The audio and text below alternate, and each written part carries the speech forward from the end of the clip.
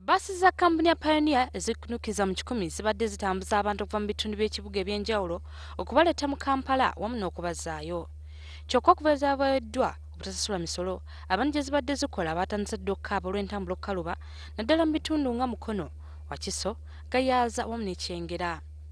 Ekitongole kya URA kino nga kyekivunaanyizibwa ku ddimu ly'okusolooza emisolo gy'eggwanga kigamba nti singa bano tebaleeta bombi omunaana obabanjibwa, baasi zaabwe zoolekedde okuteekebwa ku nnyondo mu nnaku 14 zokka.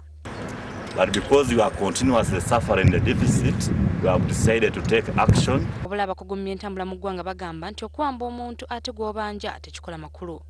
Professor Gordon Wabamuno, omu ku baddukanya kampuni ya bbaasi za Lugaaga ne CityLink mu myaka gy'ekinaana okumala emyaka 2 agamba nti URA yandisoose n'enoonyereza ekyaviiriddeko kampuni ya Pioneer okulemerera okusasula emisolo kubanga ebadde eyamba abantu ba bulijjo. Obalirira amafuta n'obubbi obuli wano mu bantu baffe bakondakita n'abalala n'emipiira gyabise, nsuubira nti Pioneer teyalemereddwa nti kuba eteekwa okulemererwa okusasula emisolo ebadde efiirwa ssente. Okusinza ku Professor Wabamuno tewali kintu kizibu nga kutandika kampuni ya byantambula kubanga kino ye akirinamu obukugu.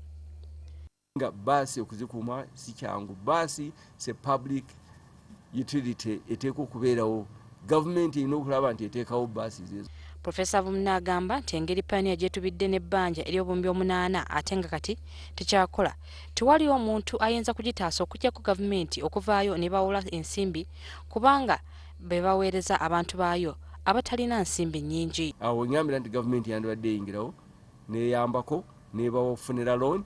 Kyokka Professor Wabamuno agamba nti bbaasi zino tezibadde mpangaazi nnyo era nga n'olwekyo balina okufuna bbaasi engumu kuva mu makampuni agamanyiddwa mu nsi yonna tegakola bbaasi ennungi. Bandibadde ne bbaasi zitwala abantu 1,120 bbaasi emu omulundi gumu, ate nga bbaasi ngumu ezikolebwa abo abamanyi abasaplayinga bbaasi ensi yonna.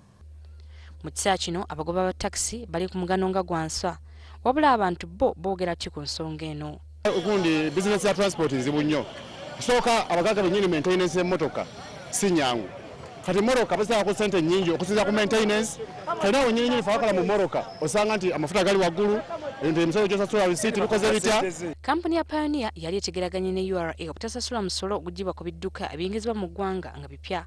Bakole okumala wakiri ebbanga lya mwaka mulamba era ne bakkiriziganya okusasula mu bitundutundu mu myezi 12.